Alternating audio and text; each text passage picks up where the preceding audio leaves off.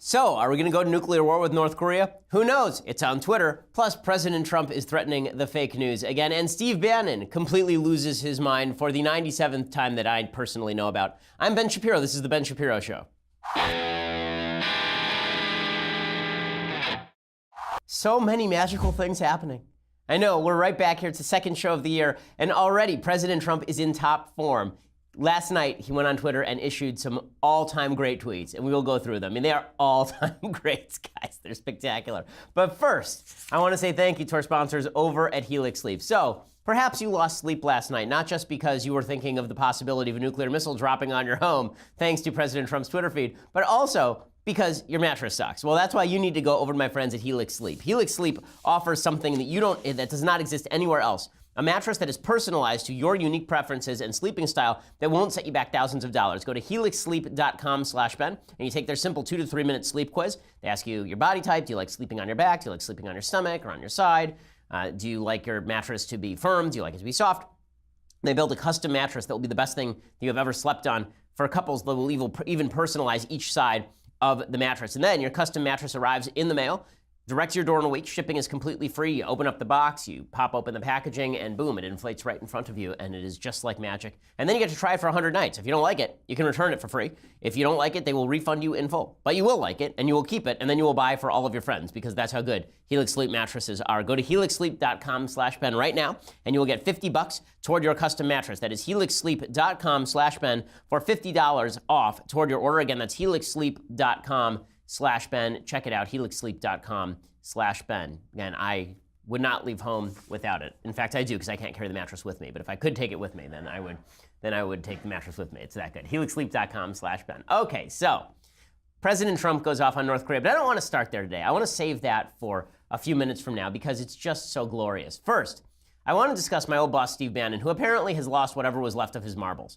After he left the White House, Steve has been trotting around, globe-trotting, going to hot spots like Alabama so that he could talk with people about the glories of Roy Moore, sicking his reporters from Breitbart News on unsuspecting alleged victims of child molestation, while his own editor, Alex Marlow, was telling the press openly that he believed the victims, but they still had to investigate because they needed to protect Trump or something. In any case, Steve Bannon did an interview with an author named Michael Wolff. I don't know what's going through Bannon's head at this point, except that he's basically lost all connection with the White House, as far as I know. He's lost all connection with his money in the Mercer family, as far as I know. And that means that he is sort of adrift in the world. The reason that this is important is because when the media say today that a new controversy has arisen because of Steve Bannon, or that Steve Bannon has the secret sauce, he knows all of the evils inside the Trump administration, when they say that he has started a new controversy, understand, Steve Bannon is desperate for relevance. Steve Bannon is not a major player on the American political scene anymore, despite the media's wishes for him to be so. And so whatever he has to say about what's going on with regard to Trump-Russia collusion, you got to take it with a grain of salt. Now, maybe it'll turn out that there's a smoking gun. Maybe it'll turn out there was some fire there and there was actual collusion. So far, I have seen nothing of the sort. So far, it seems like this is a lot of overblown rhetoric and maybe some stupidity from people like Carter Page and George Papadopoulos. But I really have seen nothing so far that suggests in any significant way that Trump-Russia campaign collusion was a thing. Well, the media are jumping on Bannon's comments today because Bannon suggests the opposite. So, on Wednesday, former White House chief strategist Steve Bannon, who apparently, upon leaving the White House, the phone bill to the New York Times has gone down dramatically because Steve was good friends with some of the folks over there. He tore into his former boss, President Trump, the man who made him famous, as well as Trump's son, Donald Jr., his son-in-law, Jared Kushner, as well. So basically, all of his enemies inside the administration, namely all of the Trump kids, he ripped into, and then he knocked Trump as well. And then, because Steve is just an unguided missile, he also backhandedly swiped his own publication, Breitbart News, which was the part I found kind of hilarious. So here's what he said. He spoke with author Michael Wolff for Wolff's new book. That book has now been reported by The Guardian, the UK Guardian, which is a far-left newspaper, which shows you know, Steve has a real tendency to talk to the American Prospect and The Guardian and the New York Times, you know, all the fake news media that he used to decry. Bannon told Wolff that Robert Mueller's investigation would, quote, crack Don Jr. like an egg on national TV. This is he only speaks in metaphors from a Martin Scorsese film, as I think it was Josh Hammer pointed out, or Stephen Miller. The fact is that everything that he says is a dramatic line from a bad film, everything Bannon says. So Bannon says that they will crack Don Jr. like an egg on national TV, which would be weird because that's a crime. He then stated that Donald Jr.'s campaign meeting with a lawyer associated with the Russian government, you remember Don Jr. back during the campaign had a meeting with a Russian lawyer named Veselnitskaya, and she came to Trump Tower and she met with some members of the campaign. The members of the campaign basically blew her off, blew Don Jr. off, and despite his willingness to hear information about Hillary Clinton, no information actually exchanged hands as far as we know, and Trump himself was not personally involved as far as we know. In any case, here's what Bannon said. He said Donald Jr.'s campaign meeting with that lawyer was, quote, treasonous or unpatriotic or bad bleep, and added that Trump Jr. and associates should have called the FBI immediately. Now, this is weird. You might say to yourself, wait, Steve Bannon, weren't you part of the campaign? If you had known about this, shouldn't you have called the FBI? Well, Steve Bannon joined the campaign in August. This happened in July, so he wasn't there for several months, I guess, or at least a couple of months before any of this, when any of this was happening, which means he has no special inside information. But if he'd found out about it, shouldn't he have called the FBI? But he didn't. And then he went on 60 Minutes while he was working for the White House. You remember when we had Bannon on the cover of Time magazine? And he called the Russia investigation a farce and a waste of time. Remember, he said this on 60 Minutes. And everybody said, look at Steve Bannon out there defending his boss. Well, now he says that his boss is a traitor. Right? The Trump campaign was treasonous. So just as soon as Steve Bannon becomes an irrelevant lord of nothing, just as Steve Bannon's massive power devolves into just the bag of hot gas that he is, then all of a sudden, he's back out front saying that Trump is guilty of treason. Right? And so the media have jumped on this with both feet. Oh, Steve Bannon must know he was there. Steve Bannon doesn't know anything. He didn't know anything. The only reason Steve Bannon was on the campaign is because the Mercer money was behind him. That's the only reason Kellyanne Conway was on the campaign. I know, I was there, okay? The only reason that Steve Bannon was in the White House is because of the Mercer money. He was immediately shelved in a tiny office off the Oval Office with a whiteboard filled with Trump promises that Trump had not yet fulfilled and that Bannon would leak about to the New York Times every so often. In any case, it doesn't stop there. If you're a Trump fan, you should be pissed at Steve Bannon today because Steve Bannon just made trouble for Trump in the middle of Trump actually trying to push some good policy. So Bannon went on to tell Wolf that such a meeting should have occurred, quote, in a Holiday Inn in Manchester, New Hampshire, with your lawyers who meet with these people. And information should then have been dumped down to Breitbart or something like that, or maybe some other more legitimate publication. So a few things about this are hilarious. Number one, if you just said that it was a treasonous meeting, how does it make it not treasonous if your lawyers are in New Hampshire with them?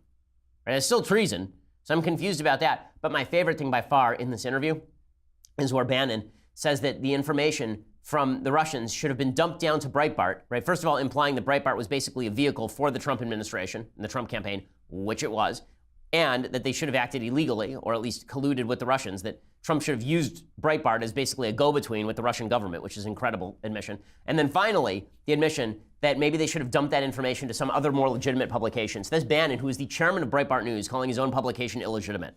So well done, Steve. Just remember, this guy's Darth Vader. Remember, he's the great genius. He's the great, unbreakable, brilliant honey badger who was behind the Trump campaign. Or is it possible he's just a doof? Is it just possible he's a loudmouth doof and the media treat him as something special because they hate Trump? And so they want to make it seem like Bannon's the real power behind the throne. He didn't stop there. He says about Jared Kushner, quote, you realize where this is going. This is all about money laundering. Okay, well, first of all, we knew that already because Kushner was interviewed and they requested bank records. So thanks for the revelation, Steve. He says Mueller chose Andrew Weissman, a prosecutor, first, and he is a money laundering guy. Their path to effing Trump goes right through Paul Manafort, Don Jr., and Jared Kushner. It's as plain as a hair on your face. It goes through Deutsche Bank and all the Kushner bleep. The Kushner bleep is greasy. They're going to go right through that. They're going to roll up those two guys and say, play me or trade me. They're sitting on a beach trying to stop a Category 5. Again, everything he says is from a bad movie trailer. Every single thing Steve Bannon has ever said is from a bad movie trailer. It's just spectacular. And what's so great about this is that Bannon just blew himself up with the people who made him famous. Now, I understand that Bannon thinks he's going to go to war with Javanka, right, with Jared and Ivanka. That's his thing. He's going to go to war with Jared and Ivanka, right? But no one cares about that. No one cares about Steve Bannon's little petty internecine fights. The only thing people care about, at least where I come from in the conservative movement, is whether Trump gets things done or not, whether Trump is winning or not for the policies that we like. I don't care whether Trump even personally wins. I care whether he does policy that I like.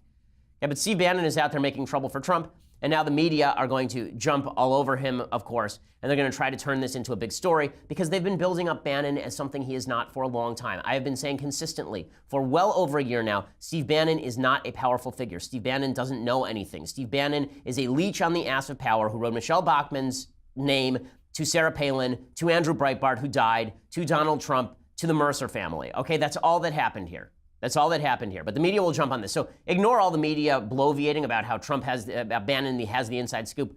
He just doesn't. Okay, moving on. Now we can finally talk about President Trump's magnificent set of tweets last night. Magnificent. Okay, so I don't know whether Trump just has, John Adams once said about Alexander Hamilton that Alexander Hamilton had a plethora of secretions. There were not enough whores in the world to suck off. Okay, I am not joking. That's something that John Adams actually said about Alexander Hamilton. I don't know whether Trump just builds up Twitter secretions and then he has to let them off on Twitter. I don't know, he builds up steam and then he has to let it all off on Twitter. I'm not sure what the story is there. But whatever the story is, it's spectacular. Okay, whatever the story is, it is magical. So last night, Donald Trump takes to Twitter and nothing prompts this. Like, it wasn't like Kim Jong-un did anything or like he tweeted at him or any of that sort of thing. Instead, Donald Trump tweeted this thing, and I will read it to you in just a second. But first, I want to say thank you to our sponsors over at Skillshare. So, you're getting your resume ready for this year. You don't want to be at that job. I know you don't. You know you don't, right? That's why you're listening to my show at your workplace right now. Okay, the reality is you want a better job with more money. Well, the way to make that happen, the best way to make that happen is to make your skills better, right? To make your resume deeper. And that is what Skillshare does. It's an online learning program with over 18,000 classes in design, business, technology, and more. Whether you're trying to deepen your professional skill set or start a side hustle or just explore something new, that's what Skillshare is for. So I've taken some of their social media marketing classes. I took one on watercolors, as I say. One day, my watercolors will be sold in a museum alongside Churchill's, or alternatively, they will go directly in the trash bin.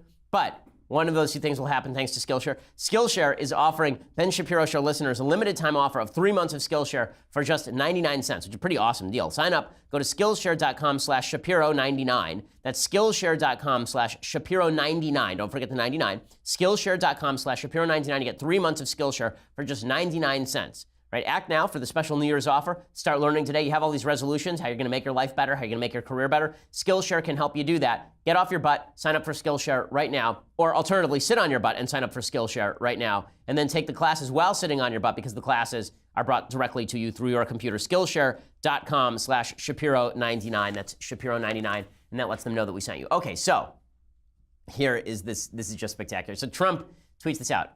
North Korean leader Kim Jong-un just stated that the nuclear button is on his desk at all times. Will someone from his depleted and food-starved regime please inform him that I too have a nuclear button, but it is a much bigger and more powerful one than his, and my button works. Amazeballs. Okay, just amazing. Donald Trump likes big buttons and he cannot lie. That is glorious. What can you say except we're all going to die? So are we actually all going to die? So the media treated it as though we are all going to die. The media treated this as though it is the end of the world as we know it, and they don't feel fine. The media, a lot of pop culture references today. The media basically went crazy over this. So an MSNBC analyst, because this actually it poses for analysis on MSNBC, his name is Anand Giridharadas. There's a name for you. And he says that Trump's sexual insecurities are threatening to destroy the planet. So Donald Trump is very obsessed with his genital size, and therefore he's tweeting this out, and then we're all going to die. So he's in All In with Chris Hayes, talking about, again, the show's called All In with Chris Hayes, and he's talking about sexual insecurity on national TV. Anyway, here is the MSNBC analyst, the famed MSNBC analyst, Anand Giridharadas. Perhaps never have we seen a man whose profound sexual and masculine insecurities are literally threatening to annihilate the planet. I mean, the way he's literally capitalizing in that tweet, his nuclear button. I mean, any psychiatrist or psychologist would have a field day with that, but we all live in a world that could literally be ended in terms of a habitable planet. No, it won't. No. It's just, oh, come on. Really? Okay, the truth is no one takes Trump seriously about this stuff. No one cares. Trump says a lot of crap. No one is, like, really, is anybody at this point going, yes, we're really all going to die? And Ross Dudehead, I thought, had a great point on Twitter last night. If people actually thought that everyone was going to die, don't you think there'd be millions of people in the streets protesting Trump's Twitter feed? And don't you think that there would be, like, some people going, guys, this be crazy, right? Wouldn't there be anybody who's like, oh my God, Wouldn't all of my sponsors who sell survival gear be just doing unbelievably well because of these tweets? They're doing unbelievably well because they sponsor with me, but wouldn't they be doing unbelievably well because of the tweets? Wouldn't that be what's going on? No, none of that's happening because no one takes this seriously. Okay, the reality is that if Trump's tweets are going to have any impact on foreign policy, it's not going to be because of stuff like this. Okay, Jimmy Kimmel, though, he also goes crazy over this. So Pope Jimmy, as Mary Catherine Ham has termed him, he comes out. He did not have his son on his hip for this one, but he did say that this is just insane. Two maniacs arguing over who has the bigger button. He took some time off. He almost seems like a new man. He's very positive. Tonight, just minutes ago, he tweeted, North Korean leader Kim Jong-un just stated that the nuclear button is on his desk at all times. Will someone from his depleted and food-starved regime please inform him that I, too, have a nuclear button, but it is a much bigger and more powerful one than his, and my button works. That's right. Happy New Year, everybody.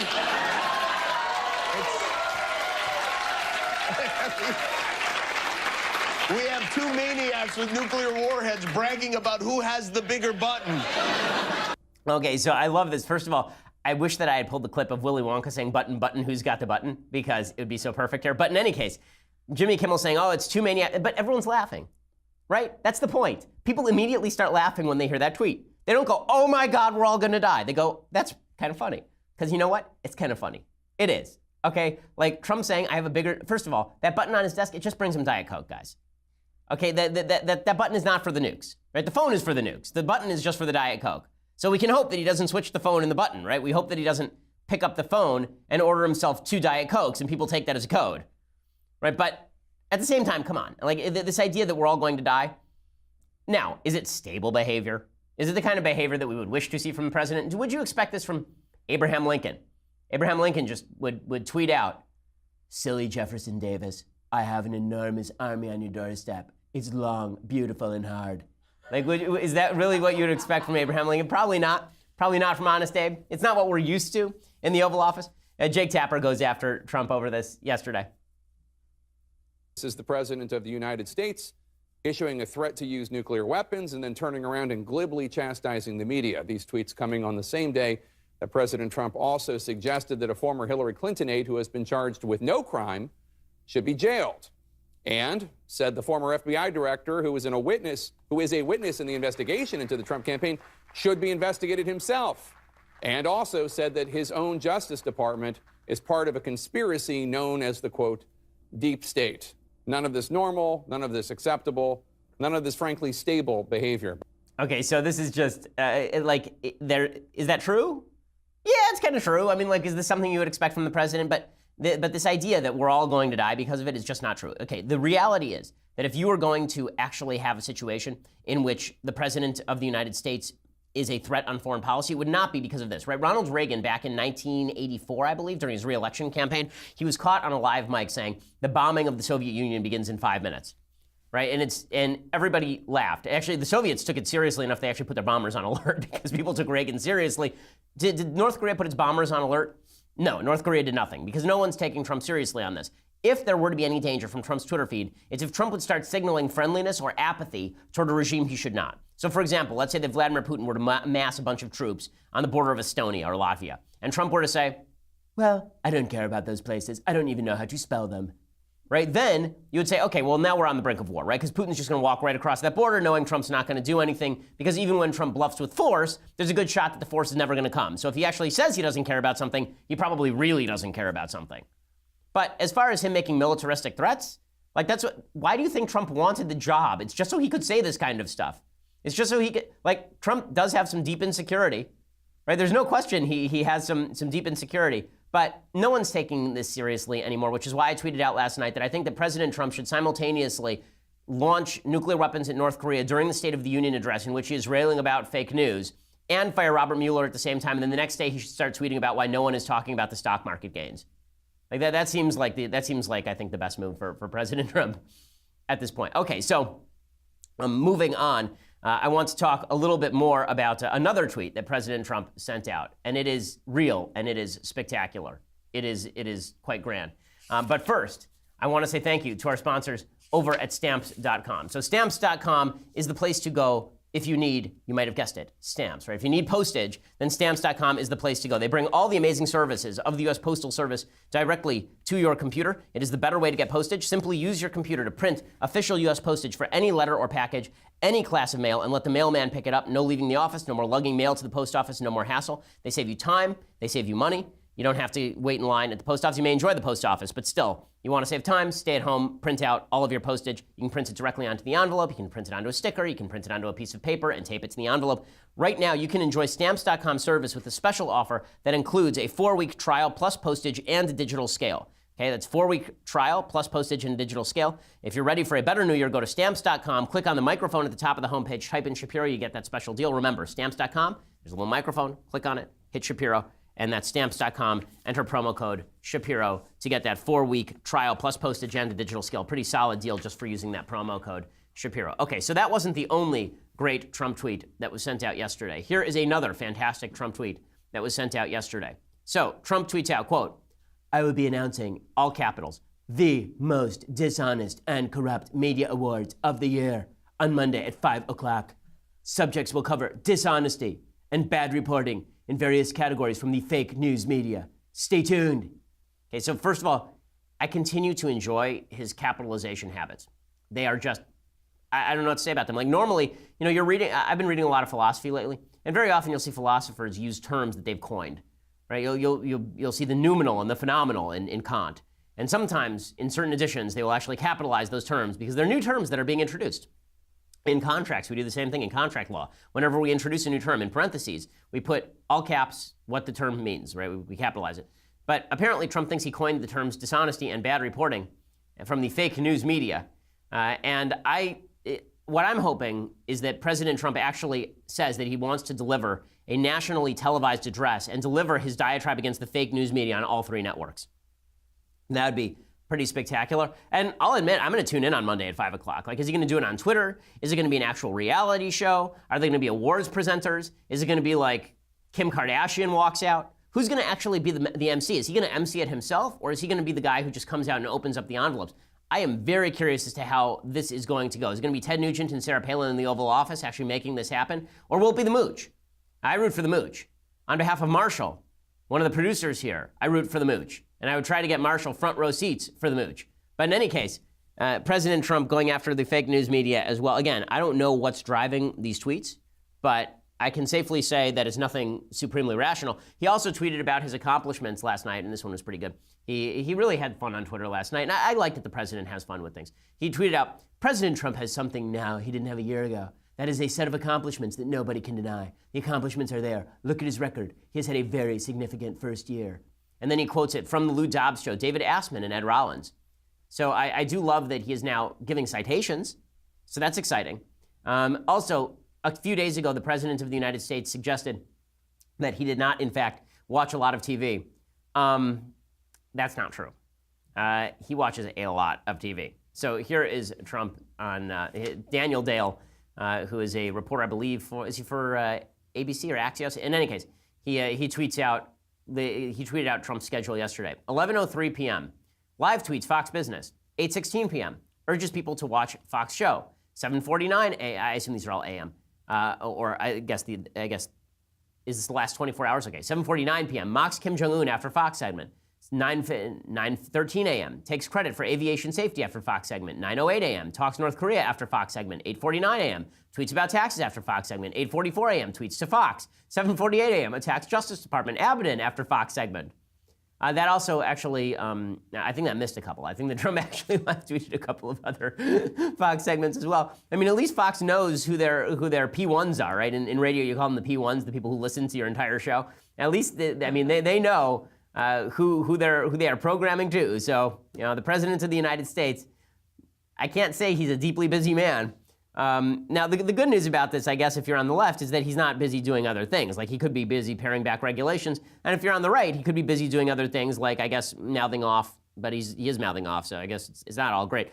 Here is the problem that I'm having, a more broad problem. Now, I've been joking about this a lot because, let's face it, it's freaking hilarious. I mean, it's just funny. It's just funny, okay? If you can't enjoy this, then take a chill pill, because it is one of the more enjoyable things in life is watching the President of the United States who seems as though the music from Benny Hill should be running under the administration continuously.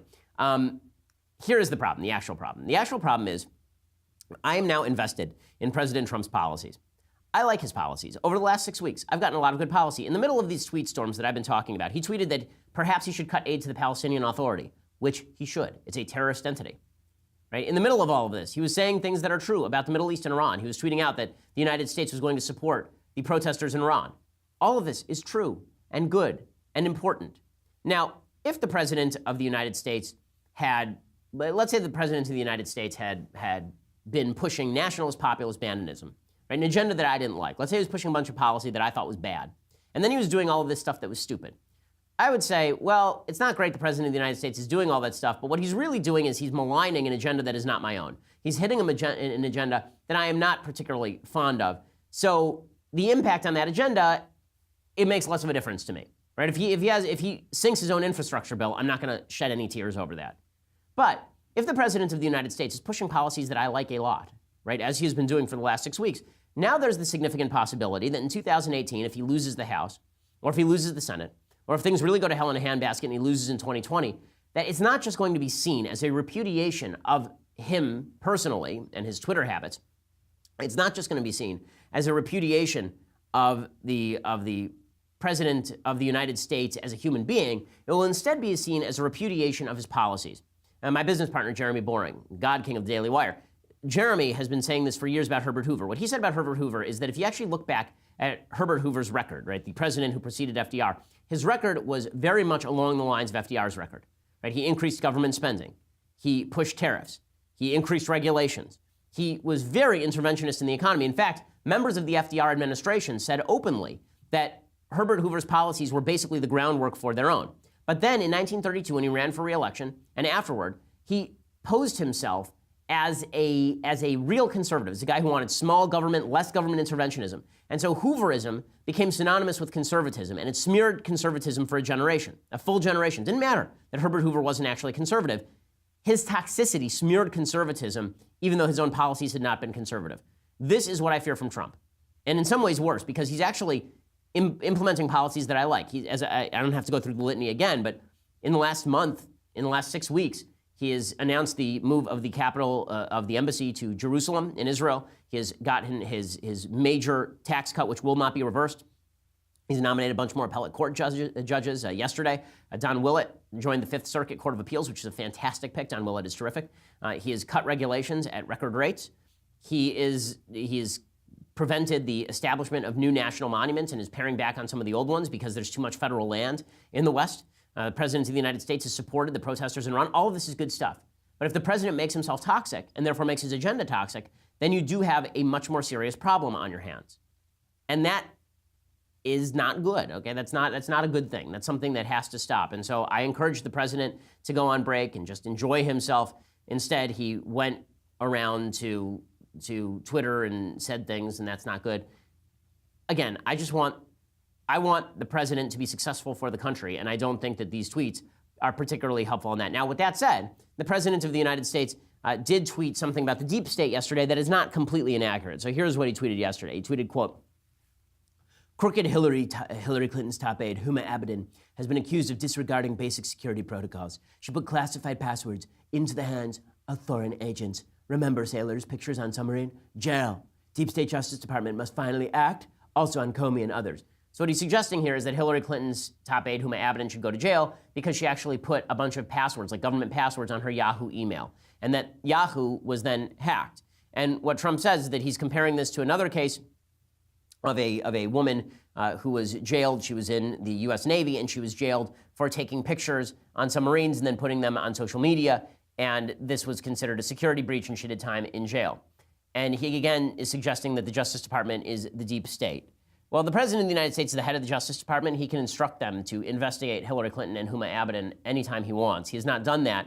Instead, he prefers to mouth off about it. But is it true that the Justice Department has acted in heretofore bizarre ways and did so while it was under the auspices of the Obama administration, as continued to act in, I would say, slightly less weird ways with Jeff Sessions, but the Comey investigation, Robert Mueller's investigation has acted in strange ways? I think that that's unquestionable. And in just a second, I want to tell you about the situation with Trump, Russia, and Hillary, because there's an op-ed in the New York Times that is quite telling. But first, Jeffrey Toobin on CNN went off over the deep state. Here's what he had to say about Trump ripping the so-called deep state again. Well, I think it's pretty reprehensible to use that phraseology in any event. I guess who that refers to are long-serving civil servants, career civil servants who are patriots and dedicated to the country. I'd point out that when you take the oath of office as a civil servant, you swear to uphold the Constitution. It doesn't say anything about pledging loyalty to this president or any other. And if not doing so is what constitutes being part of the deep state, I think that's actually James Clapper. But James Clapper, talking about the deep state, this is the problem, right? When James Clapper says that Trump is wrong about the deep state, who is going to trust James Clapper about that? Because James Clapper was a motivated part of the so-called deep state. When people say deep state, I think they're thinking of something more conspiratorial than it is. It's just Obama holdovers who have a political agenda. And there is no question that there are people in positions of power who do have that agenda. Again, it was the Daily Caller that reported that Abaddon forwarded her State Department passwords to Yahoo before it was hacked by foreign agents. Luke Roziak, who does some really good investigative reporting over there, he's the one who reported on this yesterday. He said that Hubba Abaddon regularly forwarded work emails to her personal account, and then she'd use these accounts if her state account was down or if she needed to print an email or document. Abaddon further explained that it was difficult to print from a Department of State system, so she routinely forwarded emails to her non-DOS system, which of course defeats the entire purpose. Trump's not wrong to ask questions about the behavior of the Obama administration and the so-called deep state during this time. I just think that it's not smart of him to tweet it out. There are plenty of people who can ask those questions for him. Well, in just a second, I want to discuss an op-ed from Fusion GPS that a lot of people are apparently suggesting puts an end to all of the blowback on the Mueller team for corruption, but it doesn't. I'll explain why in just a second. First, I want to say thank you to our new sponsors over at Wondery. There's a new podcast that you just have to listen to. It's called American History Tellers. I've listened to their trailer and part of their first podcast, and it really is terrific. So here is the question. How well do you know your history? I'm talking about the stories that make up America and American history. American History Tellers puts you inside the shoes of everyday people in time, place, or event that made history. Right now, they are doing the Cold War. The first 6 episodes, they dropped today, January 3rd, and the new series covers the Cold War. You can start listening to the first episode right now. You don't have to be a huge history buff who's into all of the minutia and dates. That's not what American History Tellers is. It's hosted by Lindsey Graham, not that Lindsey Graham, and he is a history buff, and he teams up with PhD historians to bring you a new take on history telling. They use a first-person perspective with sound design to really get history stuck in your mind. It's terrific. I've listened to it. It's entertaining, it's interesting, and it is memorable because your mind tends to remember narrative, and this is a narrative history series. Check out American History Tellers on Apple Podcasts or wherever you listen to podcasts. Make sure you subscribe as well. American History Tellers. Check it out. Subscribe today. Again, it's called American History Tellers. Well worth the listen. Really interesting stuff. Okay, so there's an op-ed in the New York Times that the left is trotting out as evidence that the right is conspiratorial in its views of the Mueller investigation. So, to recap, as I said yesterday, the right has suggested that there's a serious problem with the FBI investigation into Trump-Russia collusion. The serious problem is that the Fusion GPS dossier that was allegedly used as the basis for FBI attempting to get FISA warrants on Trump administration officials was commissioned by Democrats and was full of crap. And basically, there were Democrats inside the DOJ and the FBI. They were politically motivated. They got a hold of this dossier from Fusion GPS, which was a Democratic-funded Oppo research group, basically, and then they used that as an excuse to go after Trump. That's the allegation from Republicans. Well, today, the co-founders of Fusion GPS, Glenn Simpson and Peter Frisch, one of whom pled the fifth in front of Congress, right? They have an op-ed today talking about how Fusion GPS has nothing to do with it. We did nothing wrong. And the FBI investigation has nothing to do with Fusion GPS, et cetera. So here's what they write. They say, a generation ago, Republicans sought to protect President Richard Nixon by urging the Senate Watergate Committee to look at supposed wrongdoing by Democrats in previous elections. The committee chairman, Sam Ervin, a Democrat, said that would be, quote, as foolish as the man who went bear hunting and stopped to chase rabbits. Today, amid a growing criminal inquiry into Russian meddling in the 2016 election, congressional Republicans are again chasing rabbits. We know because we are their favorite quarry. In the years since the publication of the so-called Steele dossier, the collection of intelligence reports we commissioned about Donald Trump's ties to Russia, the president has repeatedly attacked us on Twitter. His allies in Congress have dug through our bank records and sought to tarnish our firm to punish us for highlighting his links to Russia. Conservative news outlets and even our former employer, the Wall Street Journal, have spun a succession of mendacious conspiracy theories about our motives and backers. We are happy to correct the record. In fact, we already have. 3 congressional committees have heard over 21 hours of testimony from our firm Fusion GPS. Again, they're neglecting to mention several members of Fusion GPS pled the Fifth. They say we walked investigators through our year-long effort to decipher Mr. Trump's complex business past, of which the Steele dossier is but one chapter, and we handed over our relevant bank records while drawing the line at a fishing expedition for the records of companies we work for that have nothing to do with the Trump case. Well, they don't really get to decide where they draw the line in a subpoena situation. You know, one of the questions is who funds you, right? Who bankrolls you? They say Republicans have refused to release full transcripts of our firm's testimony, even as they selectively leak details to media outlets on the far right. Well, I'd like to see them release full transcripts because I'd like to see what was said. I would also like to find out who pled the Fifth and why. They say, we don't believe the Steele dossier was the trigger for the FBI's investigation into Russian meddling. As we told the Senate Judiciary Committee in August, our sources said the dossier was taken so seriously because it corroborated reports the Bureau had received from other sources, including one inside the Trump camp. And there are some problems with this particular claim that the dossier corroborated reports from other sources. They only started monitoring George Papadopoulos, apparently, after this dossier came out, is my understanding of the timeline. So I'm not understanding how they could corroborate reports that had already been issued unless those were basically just reportedlys or rumors. And the intelligence committees have known for months that credible allegations of collusion between the Trump camp and Russia were pouring in from independent sources during the campaign. Yet lawmakers in the thrall of the president continue to wage a cynical campaign to portray us as the unwitting victims of Kremlin disinformation. And then they say that they suggested investigators look into bank records of Deutsche Bank and others funding Trump's business. Congress appeared uninterested in our tip. We told Congress that we found widespread evidence that Mr. Trump and his organization had worked with a wide array of dubious Russians. Okay, all of that is being investigated by Mueller, but I'm just confused in general by this claim that the dossier had nothing to do with the original launch of the wiretap on Carter Page, because there's nothing about George Papadopoulos that suggests that you actually have to launch a wiretap against Carter Page. That's what the FISA warrant was for. Carter Page was apparently only mentioned in the Fusion GPS dossier. So again, there's something fishy here. I'm not sure that all of this washes for me. Well, meanwhile, congressional investigators are saying they found written evidence of criminality in the Clinton probe. So according to The Hill, Republicans on congressional committees conducting their own investigations have obtained highly redacted documents from the FBI that show the agency did suspect that laws were broken. Lawmakers say in numerous passages the FBI stated the sheer volume of classified information that flowed to and from the former Secretary of State's unsecure private server was proof of criminality. There was also an admission of false statements by a key witness.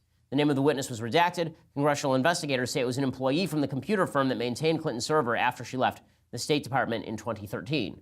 So, in other words, the FBI shut down a fully plausible investigation into Hillary Clinton, but launched a really sketchy investigation into Trump-Russia. Again, the only indictments that have come down right now are from Mike Flynn on obstructing justice by lying to the FBI during the transition, and George Papadopoulos, who apparently lied to the FBI about reach-outs from a London contact who apparently had contact with the Russian government.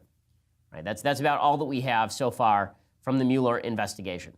Well, meanwhile, the president continues to try to push forward an agenda.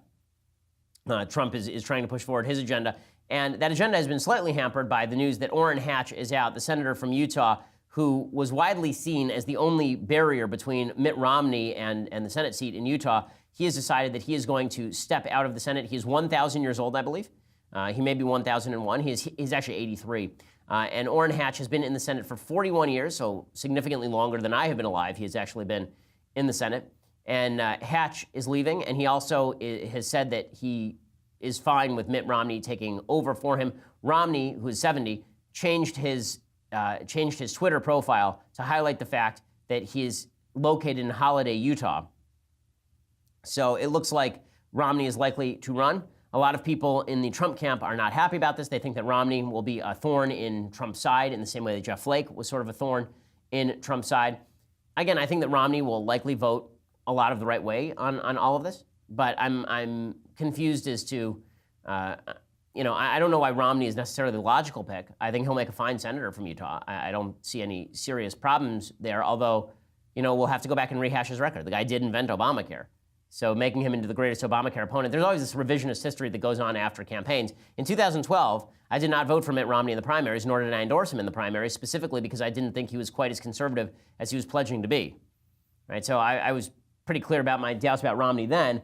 I think a lot of the passion about Romney now is driven by the fact that he is seen as a counterweight to Trump.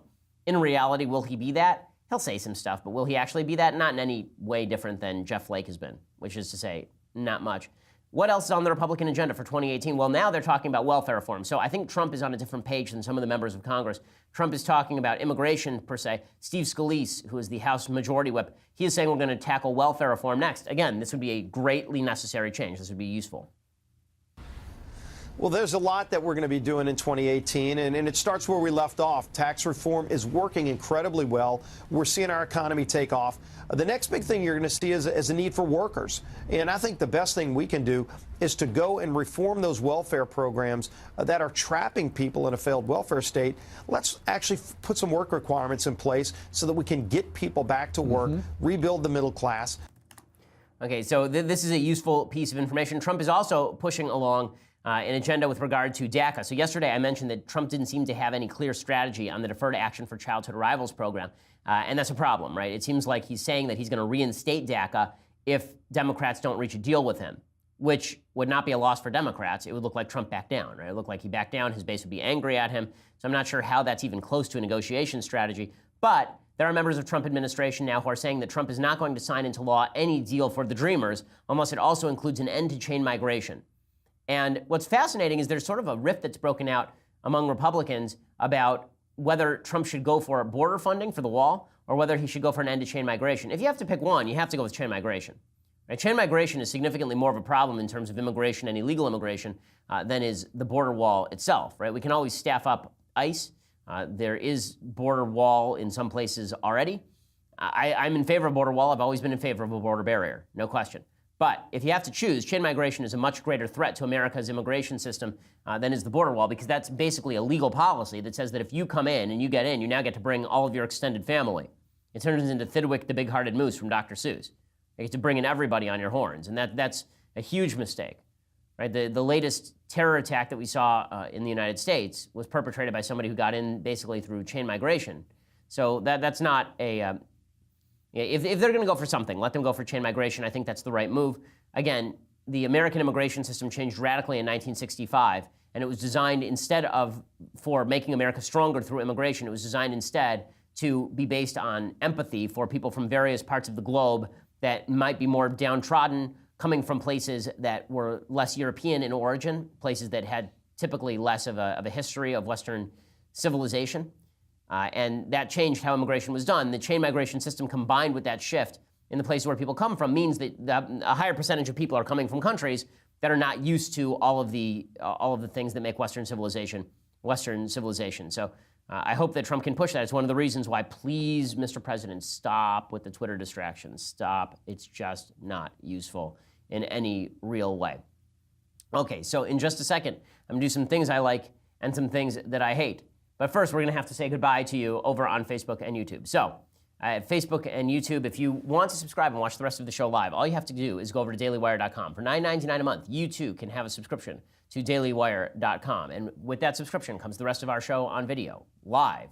With that comes your capacity to participate in the mailbag on Fridays, which is just, it'll make your life that much better. You can watch the rest of Andrew Klavan's show live. You can watch the rest of Michael Knowles' show live. Be part of their mailbags as well when we have the conversation, which is our big Q&A that we do on a not infrequent basis. You get to ask your questions. So you get to have all these things, plus the Shapiro store is coming, and if you get the annual subscription, you still get this, the very greatest in all tumblers. For 2018, if you have a surplus of leftist tears that are just wetting the floor in your home, you cannot do better than get this leftist tears hot or cold tumbler.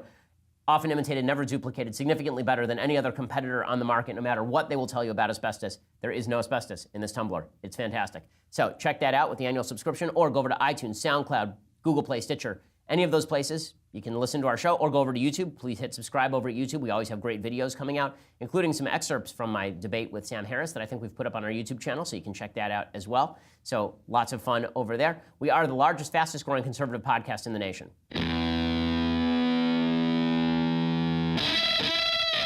Okay, time for some things I like and then some things I hate. So things I like.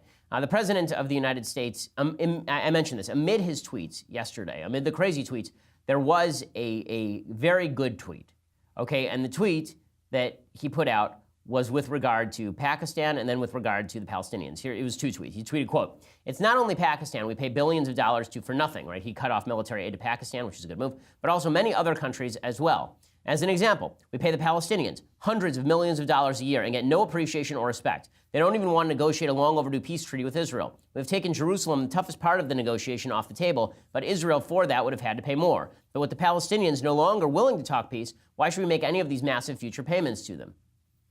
This is a good question. We never should have been making these massive future payments to them at all, because they are a terrorist group. The Palestinian Authority is a terrorist group in a terrorist coalition with Islamic Jihad, in a terrorist coalition with Hamas.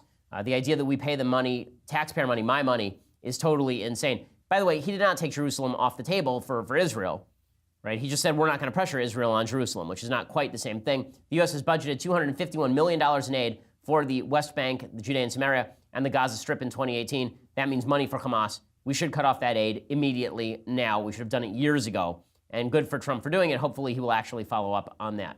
Okay, other things that I like. So there's a book that I read over the weekend, and it's kind of interesting. It's a book by a guy named Albert J. Nock. This was written in, I think, 1934. The book is called Our Enemy the State. Now, there are a lot of people who are sort of anarcho-capitalists who are big fans of this book, because the basic premise of the book is that there's a difference between government and the state. The state is this instrument of power that is used in order to harness wealth for a particular few. I obviously agree with that general premise. Where I think he goes off the rails, he uses a very Charles Beardian analysis of the American founding. He basically suggests that the American founders were seeking to enrich themselves, and that's why they founded the country in the way that they did. As a republic, he prefers the Articles of Confederation system because he thinks that a non-centralized American government was a better solution. I disagree with him on some of this analysis, but I think that he makes a good case for the idea that the sort of German progressive style state has taken over Americans' perception of what the state should do. And we need to rethink that. The government should basically be returned to as far of a local system as possible. It's really interesting. When I was growing up, I was a big fan of John Adams. I still am a fan of John Adams. As I get older, I tend to be more friendly to Jeffersonian philosophy with regard to devolution of authority to local government. John Adams obviously was in favor of more centralization of function in the federal government. Jefferson was precisely the reverse, but Jefferson also was happy to use the federal government to do the Louisiana Purchase, an unconstitutional move that he felt would enrich the country. So Nock is not completely incorrect when he says that it's pretty easy for people who view themselves as small government advocates to become advocates of big government when it's useful for them and become part of the state apparatus. The book is called Our Enemy the State, and it is worth a read. Again, it's more of an anarchist book than it is an anarchist book than it is a conservative book per se. But it was apparently formative for William F. Buckley, among others. Okay, time for a couple of things that I hate.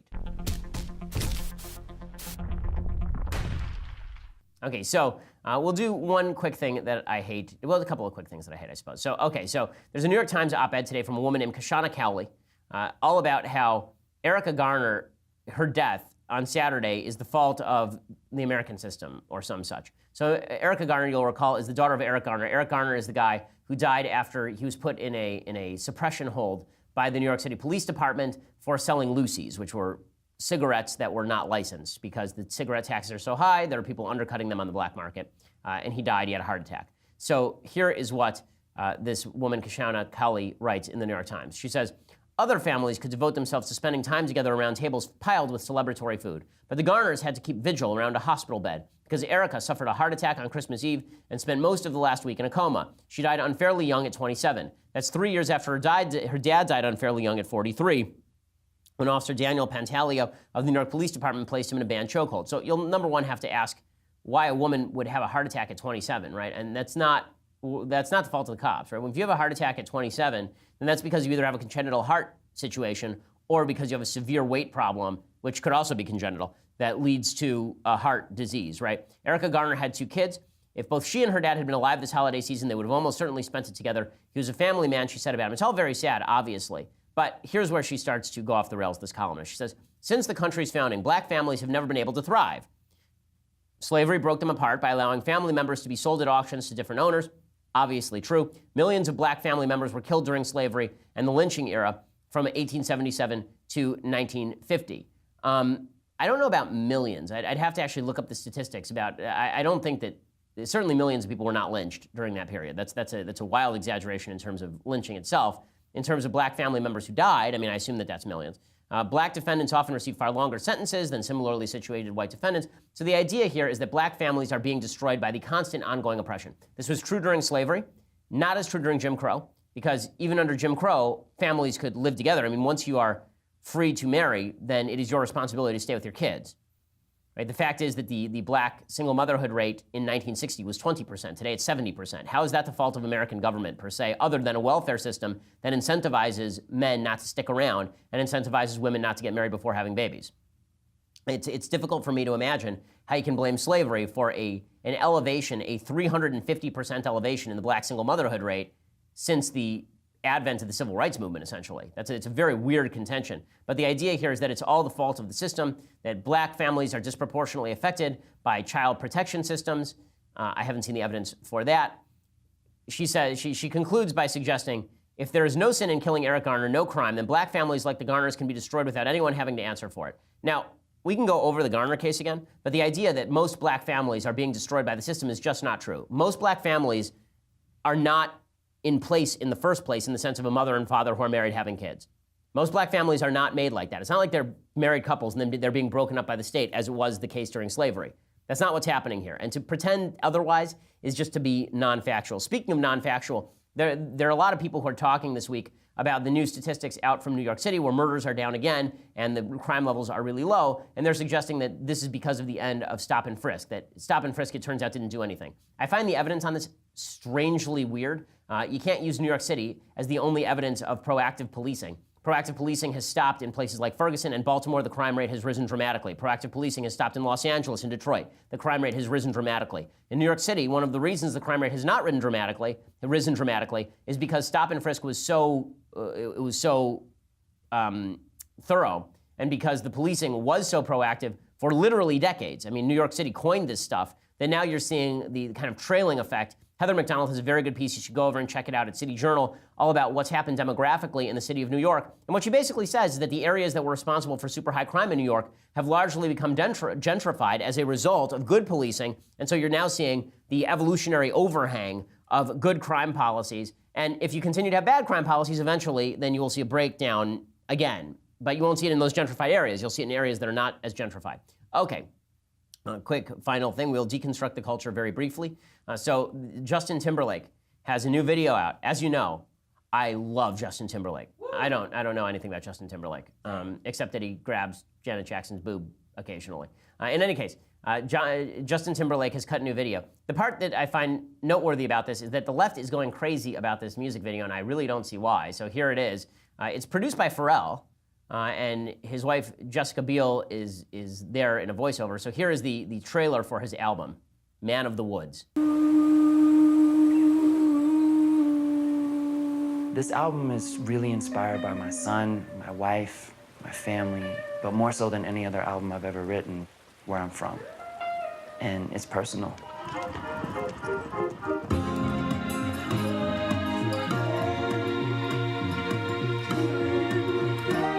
Justin Timberlake loves nature, man. It's a river. It's fire. Feels like mountains, trees, Mountains. campfires. Like Wheat, corn. West, but now. Wearing a vest and corn. Okay, so in any case, the reason that this is noteworthy is because, first of all, Justin Timberlake is from Tennessee, right? He is from Tennessee, so people treat him like he's, oh, look at this city boy going and acting like he likes all the nature and such. Okay, he is from Memphis, Tennessee. Right, he grew up in Shelby Forest, which is a small community between Memphis and Millington. I know this because of Dr. Wikipedia. Right, so this idea that he has no connection with sort of the country is just silly. But there are a bunch of people who are pissed about it. So there's an article in an outlet called The Outline where they say Justin Timberlake is rebranding as a white man because he's embracing his authentic roots. Rebranding as a white, was he ever black? Did I miss that part? Because I'm pretty aware that everybody knew that he was white for like his entire life, because he's white. But is it rebranding as a white man to go back to where you're from? I mean, he's from Memphis. I don't understand this. But again, the race baiting is so thorough here that if you're a guy who wears a cowboy hat, you want to talk about kind of cultural discrimination. If you're a white guy who wears a cowboy hat or boots in a place with a bush, then all of a sudden you are considered a hick who hates black people. I mean, that's basically what the outline is trying to say here. This is literally what they say. I have to read this because it's insane.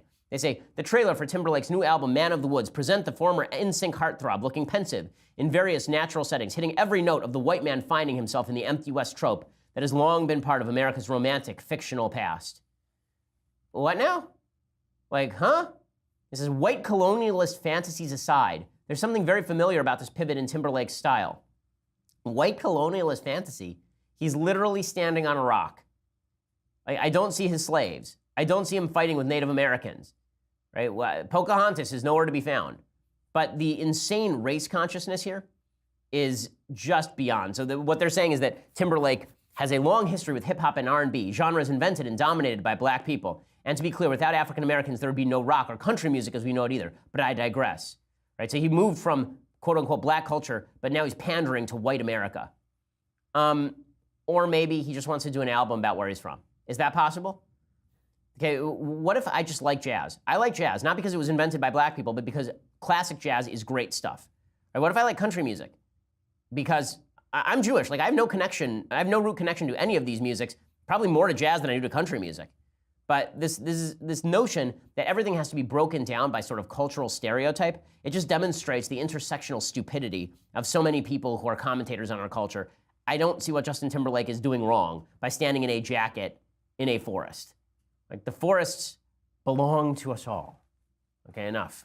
Okay, so we will be back here tomorrow with much, much more, because there's always news breaking, and I assume President Trump will have access to his Twitter, so we'll have a lot to talk about. I'm Ben Shapiro. This is The Ben Shapiro Show.